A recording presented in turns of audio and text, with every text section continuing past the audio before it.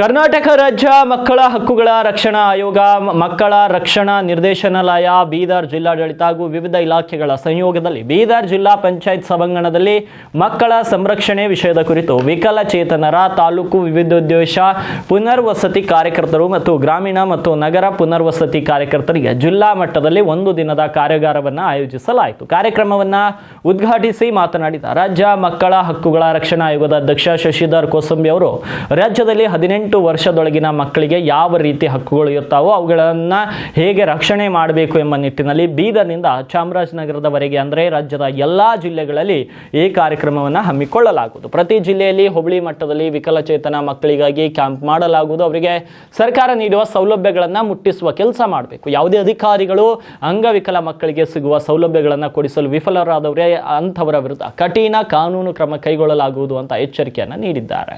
ಜಿಲ್ಲಾ ಪಂಚಾಯತ್ನಲ್ಲಿ ಇವತ್ತಿನ ದಿವಸ ರಾಜ್ಯ ಮಕ್ಕಳ ಹಕ್ಕುಗಳ ಆಯೋಗದ ವತಿಯಿಂದ ಮತ್ತು ಜಿಲ್ಲಾಡಳಿತ, ಜಿಲ್ಲಾ ಪಂಚಾಯತ್, ಜಿಲ್ಲಾ ಮಕ್ಕಳ ರಕ್ಷಣಾ ಘಟಕ, ಜಿಲ್ಲಾ ವಿಕಲಚೇತನ ಹಾಗೂ ಹಿರಿಯ ನಾಗರಿಕ ಕಲ್ಯಾಣ ಇಲಾಖೆಯ ಸಹಯೋಗದಲ್ಲಿ ತಾಲೂಕು ಮಟ್ಟದಲ್ಲಿರ್ತಕ್ಕಂಥ ಗ್ರಾಮ ಪಂಚಾಯತ್ ಮಟ್ಟದಲ್ಲಿರ್ತಕ್ಕಂಥ ಮತ್ತು ನಗರ ಪ್ರದೇಶದಲ್ಲಿರ್ತಕ್ಕಂಥ ವಿಕಲಚೇತನ ಪುನರ್ವಸತಿ ಕಾರ್ಯಕರ್ತರಿಗೆ ಒಂದು ದಿವಸದ ಅರಿವಿನ ಕಾರ್ಯಕ್ರಮ ಅಂತಕ್ಕಂಥದ್ದು ವಿನೂತನವಾಗಿ ಇಟ್ಕೊಂಡಿದ್ವಿ.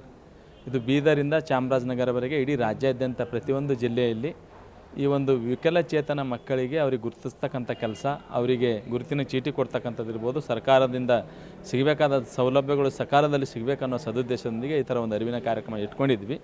ಈ ಕಾರ್ಯಕ್ರಮ ಪರಿಣಾಮಕಾರಿಯಾಗಿ ಈ ಒಂದು ಬೀದರ್ ಜಿಲ್ಲೆಯಿಂದ ಆರಂಭಿಸುವ ಮೂಲಕ ರಾಜ್ಯದ ಉದ್ದಗಲಕ್ಕೂ ಮಾಡಿ ಪ್ರತಿಯೊಂದು ಸಮಾಜದಲ್ಲಿರ್ತಕ್ಕಂಥ ಕಟ್ಟ ಕಡೆಯ ಮಗುವಿಗೆ ಸಹಿತ ಸೌಲಭ್ಯಗಳು ಸಿಗಬೇಕು, ಆ ದಿಶೆಯಲ್ಲಿ ಎಲ್ಲರೂ ಕಾರ್ಯೋನ್ಮುಖ ಆಗಬೇಕು ಅನ್ನೋ ಸದುದ್ದೇಶದಿಂದ ಈ ಕಾರ್ಯಕ್ರಮ ರೂಪಿಸಿದೆ.